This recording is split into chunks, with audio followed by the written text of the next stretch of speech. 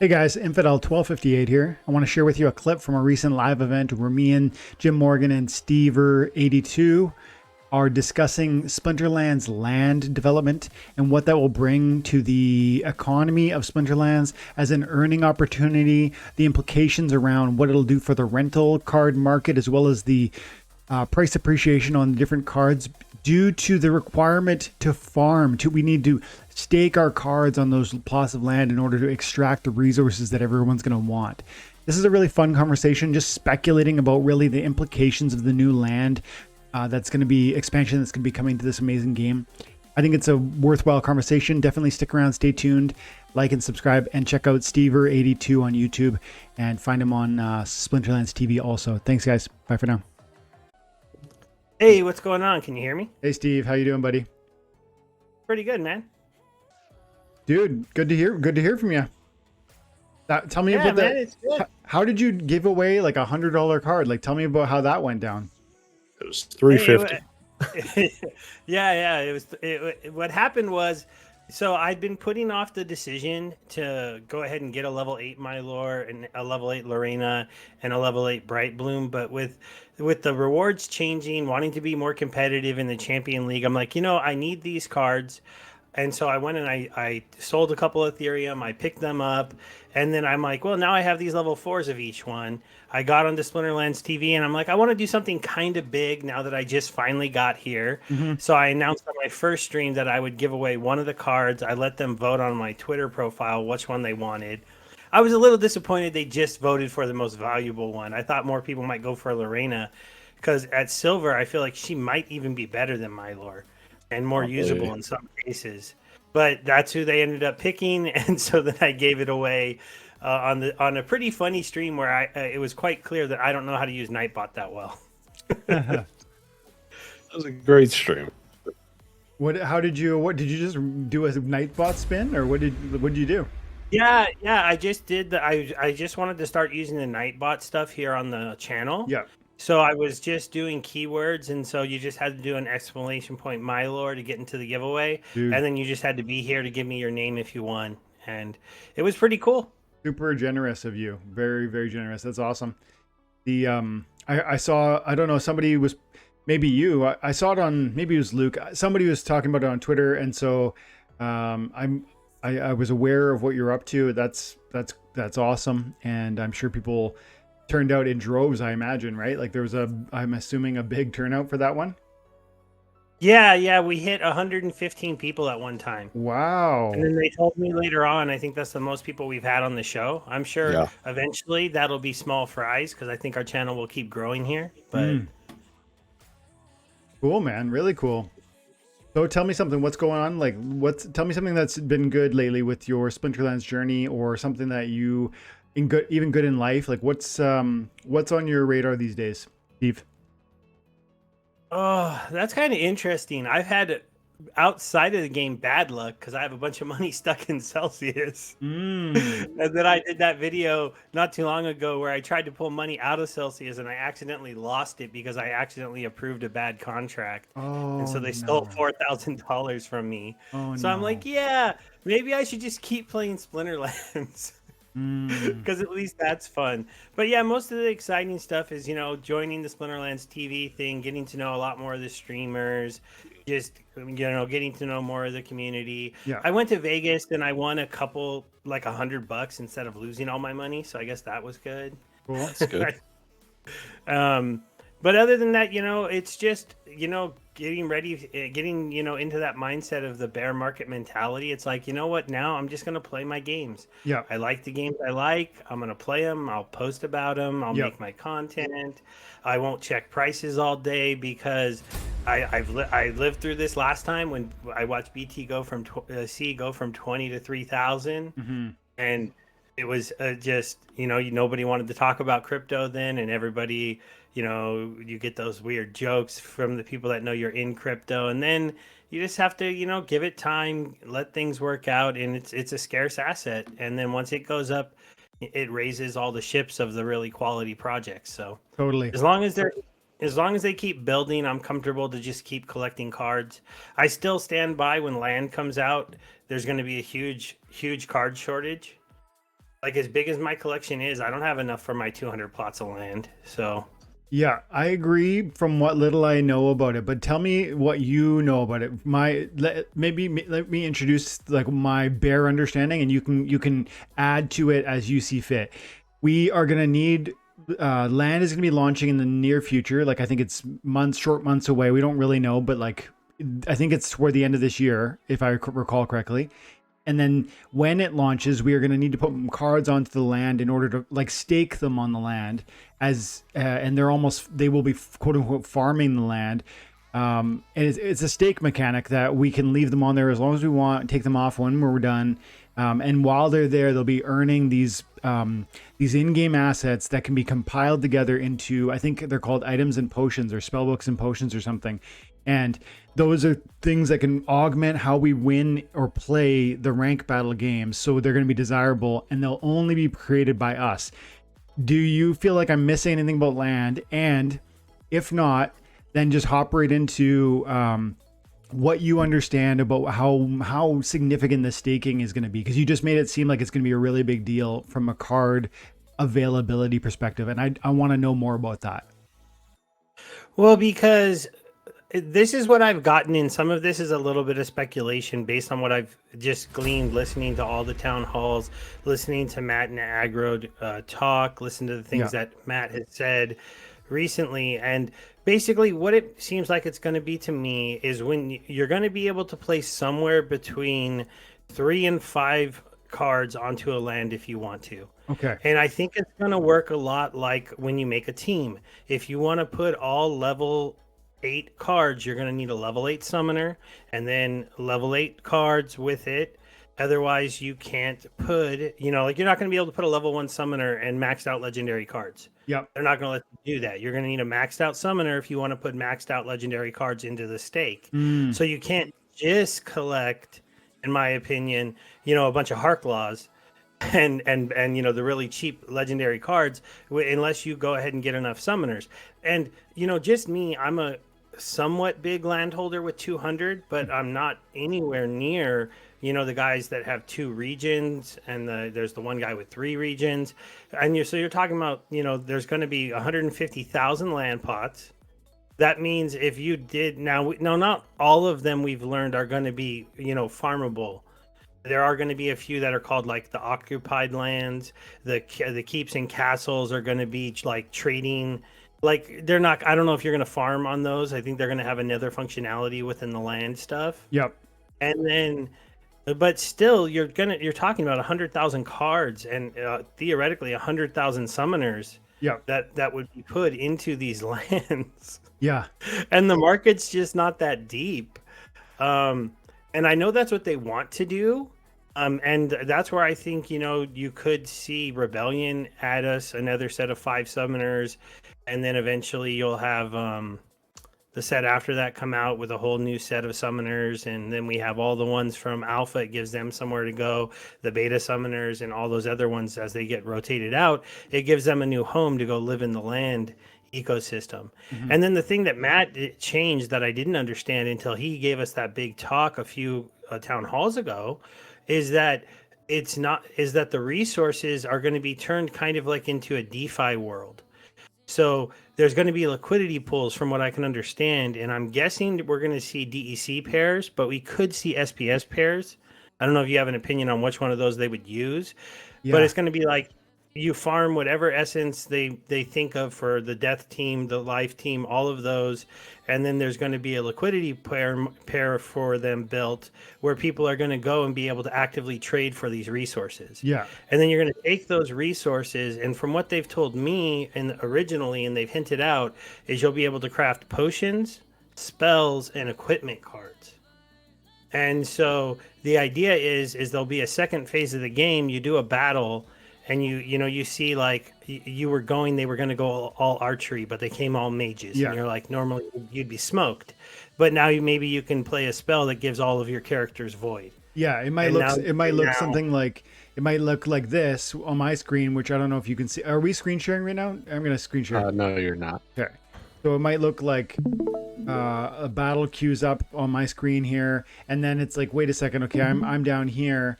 and I'm against green. Do I like what I see, or do I want to drop a spell or whatever? Right? Yeah, that's how I would understand how that could end up working. Mm-hmm. Yeah, I think I share the understanding you conveyed there, and I hadn't really thought about the liquidity pools, but that makes perfect sense. I do remember them kind of hinting or maybe explicitly saying that there'll be some opportunities to trade the actual, I forget what they're called, essences or whatever, like the different component parts that we'll be able to farm off of land. And one plot of land will not generate all the relevant components to generate the desirable potions or items or whatever. You'll need some combination of essences or components. And so you'll need, pardon me guys, it's this ginger beer has got me, but you'll need multiple plots for the purpose of generating multiple components to then garner one final product, which is then useful to you or saleable on the market. And again, so cool that we are the only ones, landowners are the only ones that will ever be able to produce and sell those. It's not going to be a Splinterlands asset that they create and fund into the market. Also, it'll be a peer-to-peer sale for either the component parts on liquidity pools like you're just describing, or maybe for the finished product, maybe on Hive Engine or whatever. Is that your understanding? Well, yeah, my understanding is the items that we craft would be be able to be sold on the non-card market they're building. Yes.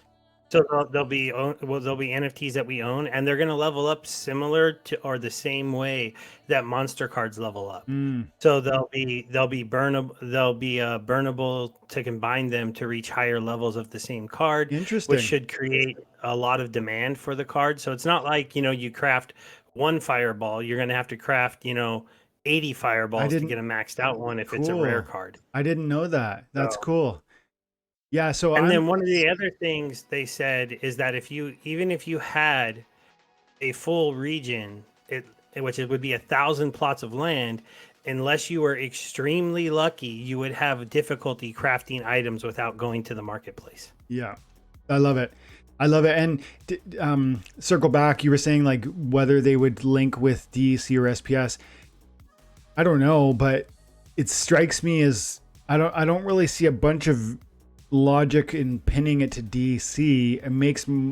It would seem to me that if there was liquidity pool opportunities, you'd want to pair it with SPS, because SPS is going to be a future reward asset, and also it seems like that's where the focus of building value is. Like maybe I'm wrong about that, but I get the feeling that be more SPS than DEC.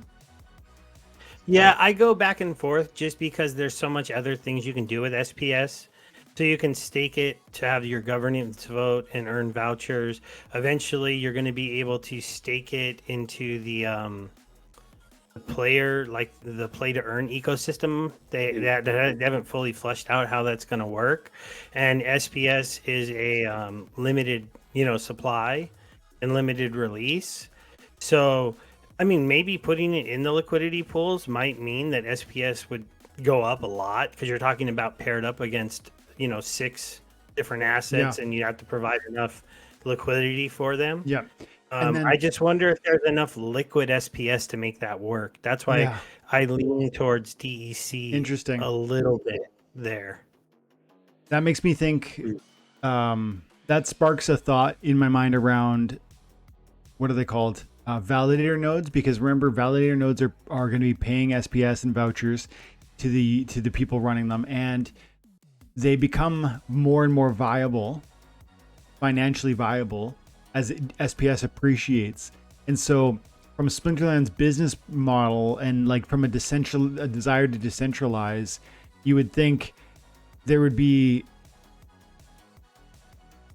it would make sense to want to drive SPS value to appreciate in ways that were possible, like tying up SPS liquidity in LPs, for the sake of driving that asset price growth, which then triggers I would think would trigger validator node sales, because again, there is like a math formula you can determine, it's profitable now, let's buy tranche 1 or tranche 2 or whatever. Yeah, Hey, that's true. real quick, there's how many total land plots? 150. 150K? 150K, yeah. Okay. Just doing like some random little numbers here. For SPS and liquidity pools, it has to be an equal USD value, correct? Or whatever the value is, I think that's how it I works. Yeah. believe. Yeah, liquidity pools end up being like, let's say one of the life resources was worth $1, which would probably make no sense that one would be worth $1, but Yeah. better for examples, then you would need $1 worth of SPS in the liquidity pool for it to match. So they would always yeah, need it has to be. So it has to have pretty much the same value, essentially. Yep. So then just doing that, pretty much taking the number of how much SPS you would need, multiplying it by the total lands and how much that even cost, it would be, as of right now, and this is if all the lands go into the liquidity pool, it would be 450 million SPS needed, roughly, as of right now. Wow. Okay. Well, it's not the actual land plots that go into the LP though, Jim. Okay. It's the stuff you produce. So like each land Oh, plot, okay. you're gonna mine something, right? I And got so you. Essence of Death needs to be tradable, so they're gonna make a liquidity pool for Essence of Death, and you're gonna pair something up with that, and it's gonna be a Splinterlands asset. So it's gonna be so in theory it creates an SPS pool. Now, as more and more of that essence comes up, every time somebody wants to add it to the liquidity pool, they're gonna have to pair it up. That'll take SPS off the marketplace. In theory, it depending on how powerful, like these cards could be some of the most game-changing, powerful things that we've seen, depending on what they are, and they're going to be slower than anything else has ever been to get to max level in theory, right? We're going to have to set up the lands, we're going to have to start making the items, they're going to have to set up the marketplaces. You're going to have for at least a couple days some of those assets being worth amazing value if there's something cool that they can create, because the top accounts are going to be wanting to get their hands on I mean, we don't know what the spells are going to be yet, but if they're going to, once we see them, Yeah. it could drive some pretty crazy market driving forces in the beginning. Yeah. It's very likely, like it's very hard to create an asset that totally changes how the battle unfolds, because these will completely change the tide of victory. Like it will it's giving you that second look, not only a second look, but a detailed look at what your opponent has tried, and maybe giving you an opportunity to like counter their counter and turn defeat into victory. And so I would argue, if that's in fact, if they are that effective, and that's going to be a skill testing question. Like some people will be really capable of utilizing these items and spells in a manner that would be very productive and effective, and other people will lack the ability to apply that tool wisely. But for those who can use it well, and I would imagine it's going to transform radically their ability to earn, because it's going to transform win streaks, and it's going to transform our share calculations, and it's going to transform therefore chests that are being earned both daily and season. And so I would imagine that, and then I think we're going to get SPS and DEC payouts in the near future. I actually don't know when that's happening, but I know it's happening. I think it's and so I just imagine that alongside these items and spells coming available to the rank grind, there's going to be an opportunity to really transform the economy and the earning potential of the game in the hands of the skilled. And that should drive, I would think, excitement around card ownership and participation in the game, and hopefully signups, I would imagine. Yeah, and it's also going to change tournament play a lot, right? If you want to win tournaments, you're going to have the top spells. Yeah. And I know they want to get us to a place where tournaments can be like streamed really well and like played at a high level and for high money. And so that's another real interesting thing, because I think it makes the game a little bit better, because right now sometimes you see your matchup and you're like, I won or I lost, because you just realize, shit, I didn't see that coming. Yep. And the ability to have a card that might totally change that and be like, ah, crap, he went sneak. Oh, wait, I have a card that can give my last guy shield and thorns. So I'm just going to throw that over there. And now I'm countering that sneak team. Then it could be pretty crazy. Yeah. Yeah, I agree. That the counter, right? It's like you get blindsided by something.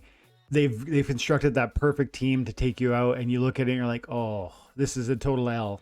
And now, like you said a moment ago, for tournaments, that could be a one loss can be the difference between, you know, top 16, which is one pay tier, to like, you know, top 32, which is a totally different pay tier, right? So great financial opportunity in the right hands, and I would think that it's going to drive excitement